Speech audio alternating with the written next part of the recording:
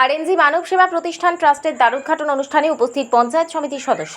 পূর্ব মেদিনীপুর জেলার রামনগর বিধানসভার রামনগরের মহাকাল বাসস্ট্যান্ডের কাছে জেসি কমপ্লেক্সে আরএনজি মানব সেবা প্রতিষ্ঠান ট্রাস্টের দ্বারোদ্ঘাটন অনুষ্ঠান অনুষ্ঠিত হলো।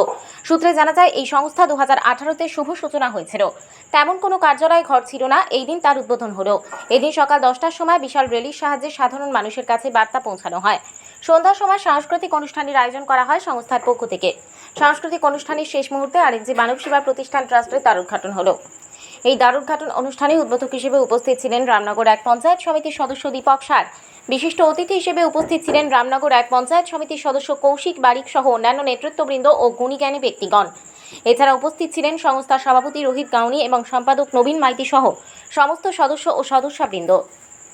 রামনগর থেকে নিজস্ব প্রতিনিধির রিপোর্ট, নিউজ আপডেট। মানব সেবা ট্রাস্টের উদ্যোগে আজ সকালে জাতীয় পতাকা উত্তোলন 15ই আগস্ট। আজকে একটি বিশেষ দিন, 78তম স্বাধীনতা দিবস উদযাপন হলো। শুধু আমাদের রামনগর বিধানসভায় নয়, সারা ভারতবর্ষে আজকের এই দিনটি খুবই তাৎপর্যপূর্ণ। 1947 সালের 14ই আগস্ট তৎকালীন সংসদ ভবনে জওহরলাল নেহরু তিনি ঘোষণা করেছিলেন যে 15ই আগস্ট 14ই আগস্ট রাত 12টার পরেই ভারত স্বাধীনভাবে ঘোষণা হয়েছে এবং সমস্ত ভারতবাসী সেই আনন্দে সবাই মিলে সংসদ ভবনে উপস্থিত হয়েছিলেন এবং 200 বছরের যে ইংরেজদের শাসন সেটার অপশাসন ঘটিয়ে সমস্ত ভারতবাসী একত্রিত হয়ে সেই দিনটি পালন হয়ে আসছে। তাই আজকের এই দিনটি আমাদের কাছে খুবই তাৎপর্যপূর্ণ দিন। এই ট্রাস্টের উদ্যোগে প্রত্যেক বছরই তারা বিভিন্ন ধরনের সমাজসেবামূলক কাজ করেন। আজও তাদের নতুন গৃহের শুভ দ্বারোদ্ঘাটন হলো এবং সাংস্কৃতিক অনুষ্ঠান চলছে নেতাজি নার্সারি স্কুলের আয়োজনে এবং আগামীকাল রক্তদান শিবির, বস্ত্র বিতরণ এবং চারাগাছ বিতরণ অনুষ্ঠানও আছে। তাই এই ধরনের উদ্যোগ গ্রহণ করার জন্য আমি তাদেরকে ধন্যবাদ, কৃতজ্ঞতা জানাবো। তাদের ক্লাবের সম্পাদক, সভাপতি এবং কর্মকর্তা, সদস্যদের আমি এলাকাবাসীর কাছে আহ্বান জানাবো, আগামীকাল সবাই উপস্থিত হবেন এবং রক্তদান শিবিরে অংশগ্রহণ করবেন এবং আপনাদের প্রত্যেকের সহযোগিতা চাইছি যাতে এই এনজিও আগামী দিনে শুধু রামনগর বিধানসভায় নয়, পূর্ব মেদিনীপুর জেলায় বিভিন্ন জায়গায় যাতে গিয়ে তারা বিভিন্নভাবে মানুষের পাশে দাঁড়ায় এবং সেবা দান করে। বীর সন্ন্যাসী স্বামী বিবেকানন্দ বলেছেন যে জীবে প্রেম করে যেইজন সেইজন সেবিছে ঈশ্বর। আমরা মানুষ হিসাবে আমাদের কর্তব্য দুস্থ ও অবহেলিত মানুষের পাশে থেকে তাদের সেবা করা। আমরা ঈশ্বর আল্লাহ ভগবানকে দেখতে পাই না, প্রকৃত মানুষ সেবার মধ্য দিয়ে আমরা ভগবানকে খুঁজে পাই। তাই আমি আহ্বান জানাবো এই সংস্থাকে আগামী দিনেও তারা যাতে মানুষের পাশে থেকে তারা সেবা দান করেন, এটাই আমি আহ্বান জানাচ্ছি। নেটওয়ার্কের নাম পরিবর্তন থেকে এই নামটা অনেকটা বেটার হবে, আরএনজি মানব সেবা ট্রাস্ট। আগামী দিনে আমরা চাইব এই সংস্থা আরও যাতে বৃহত্তরভাবে সব জায়গায় তারা মানুষের পাশে থাকেন। আশা করছি এই নামটার সঙ্গে অনেকটা সামঞ্জস্য আছে।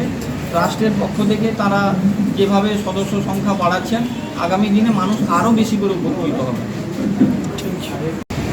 আরএনজি মানব সেবা ট্রাস্টের আজকে আনুষ্ঠানিকভাবে শুভ উদ্বোধন হলো। এটা আমাদের বর্তমান সমাজের কাছে একটা বিশেষ বার্তা বহন করে। কারণ আমরা প্রত্যেকে জানি যে কোনো এনজিও অর্থাৎ নন গভর্নমেন্ট অর্গানাইজেশন, তারা মানুষের সাথে মানুষের পাশে থেকে সর্বদা কাজ করার চেষ্টা করে এবং এই ধরনের এনজিও বিশেষ করে এই ধরনের এনজিওতে যারা অ্যাক্টিভলি যারা মেম্বার, কেউ বা কলেজ স্টুডেন্ট, কেউ বা স্কুল স্টুডেন্ট, তারাই থাকে এবং তারা নতুনভাবে উদ্দীপিত হয়ে তারা নিজেদেরকে মানব সেবায় নিয়োজিত করে। তারা আমাদের স্বামী বিবেকানন্দের আদর্শে অনুপ্রাণিত এবং আজকের এই একটা সে বিশেষ দিন, অর্থাৎ আজকে 15ই আগস্ট আমাদের যে ভারতবর্ষ স্বাধীনতা অর্জন করেছিল, সেই যে একটা বিশেষ দিন, সেই বিশেষ দিনে তারা আজকের এই ধরনের একটা মানব সেবা কেন্দ্রের আনুষ্ঠানিক শুভ উদ্বোধন করলেন এবং সাথে সাথে তারা বিভিন্ন ধরনের সমাজসেবামূলক কাজের কিছু কর্মসূচি গ্রহণ করেছেন। বৃক্ষরোপণ থেকে শুরু করে ব্লাড ডোনেশন ক্যাম্প থেকে শুরু করে এবং যেটা দীপকবাবু বলছিলেন যে প্রত্যেক বছরই এরা শারদ উৎসবের সময় এই এলাকার অর্থনৈতিকভাবে পিছিয়ে পড়া ছেলে মেয়েদের নতুন বস্ত্র তাদের হাতে তুলে দেন, যেটা হয়তো আমরা সরকারিভাবে স্বপ্ন করে ওঠা সম্ভব হয়ে ওঠে না। তাতে কিন্তু এই ধরনের যদি অর্গানাইজেশন, এই ধরনের এনজিও সংস্থা যদি সমাজের বিভিন্ন স্তরে বিভিন্ন ক্ষেত্রে যাতে থাকে, দিলে কিছুটা ঘাটতি পূরণ করা যায়। এই ধরনের প্রতিষ্ঠানের প্রয়োজনীয়তা রয়েছে এবং বিশেষ করে আজকের এই প্রতিষ্ঠানের যিনি সভাপতি, সম্পাদক এবং অন্যান্য যারা সদস্যা যারা রয়েছে, তারা কিন্তু প্রত্যেকেই কিন্তু এডুকেটেড। তাই তাদের চিন্তাভাবনা আলাদা, তাদের মানসিকতা থাকবে আলাদা, এবং সাথে সাথে এই ট্রাস্টের সাথে সাথে তাদেরও আরেকটা লক্ষ্য হবে যে অনেক ছাত্র, অনেক যুব সম্প্রদায়, অনেক তরুণ সম্প্রদায় তারা কিন্তু সমাজের মূল স্রোত থেকে অনেকটা কিন্তু পিছিয়ে গেছে, তারা কিন্তু অনেকটাই বিপদগামী। তাই সেই সকল যুব সম্প্রদায়কে, সেই সকল ছাত্রছাত্রীদের, তাদেরকে একটা সুস্থ সুন্দর সংস্কৃতি চেতনার মধ্য দিয়ে নিয়ে এসে তাদেরকে যাতে সমাজের মূল স্রোতে ফিরিয়ে আনা যায়, তখনই একটা প্রতিষ্ঠানের সার্থকতা থাকে।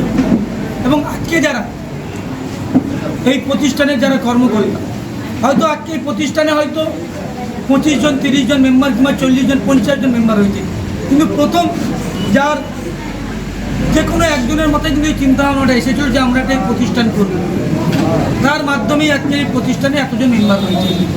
তাহলে এটা একটা সমাজের একটা ইতিবাচক ইঙ্গিত বহন করে। তাই আমরা চাইব এই ধরনের প্রতিষ্ঠান তারা বছরে 365 দিন মানুষের সাথে, মানুষের পাশে থেকে মানুষকে যাতে সহযোগিতার হাত বাড়িয়ে দেয় এবং তাদের প্রয়োজনে আমাদের দিক থেকে সব ধরনের সহযোগিতা দেয়। আরএনজি গ্রুপের দ্বার উদ্ঘাটন হল আজকে, কী বলবেন? নমস্কার স্যার, আমি আরএনজি মানব সেবা প্রতিষ্ঠানের ট্রাস্টের সভাপতি রোহিত গাঙ্গুয়া। স্যার, আমাদের সকালে আজকে একটা এনসিসির বাচ্চাদেরকে নিয়ে একটা র্যালি হয়েছিল প্রজাতন্ত্র দিবসে। বিকালে আমাদের একটা সাংস্কৃতিক অনুষ্ঠান ছিল, উপস্থিত ছিলেন দীপক স্যার মহোদয় এবং কৌশিক বারিক মহোদয় আর অন্যান্য অতিথিবৃন্দ। স্যার, আমাদের আগামীকাল আমাদের স্বেচ্ছায় রক্তদান শিবির আছে, সন্ধ্যায় একটা সাংস্কৃতিক অনুষ্ঠান আছে। স্যার, আমাদের আগে ছিল রয়্যাল নেটওয়ার্ক গ্রুপ, এখন এই নামটা পরিবর্তন করে আরএনজি মানব সেবা প্রতিষ্ঠান ট্রাস্ট নামে নাম করেছি। আমরা চাইবো আমরা যেরকম ইয়ং জেনারেশন ছেলেরা সবাই মিলে এগিয়ে এসে এই সংস্থাটা এত বড় করে তুলেছি, আমরা চাইবো আমাদের পাশে যেন সবাই মিলে এসে দাঁড়ায়, আমরা যেন গরিব দুঃখীদের সারা জীবন এইভাবে হেল্প করতে পারি। আর আমাদের আগামীকাল একটা বড় রক্তদান শিবির আছে এবং বৃক্ষ রোপণের একটা ব্যাপার আছে এবং সন্ধ্যার সময় একটা সাংস্কৃতিক অনুষ্ঠান রয়েছে।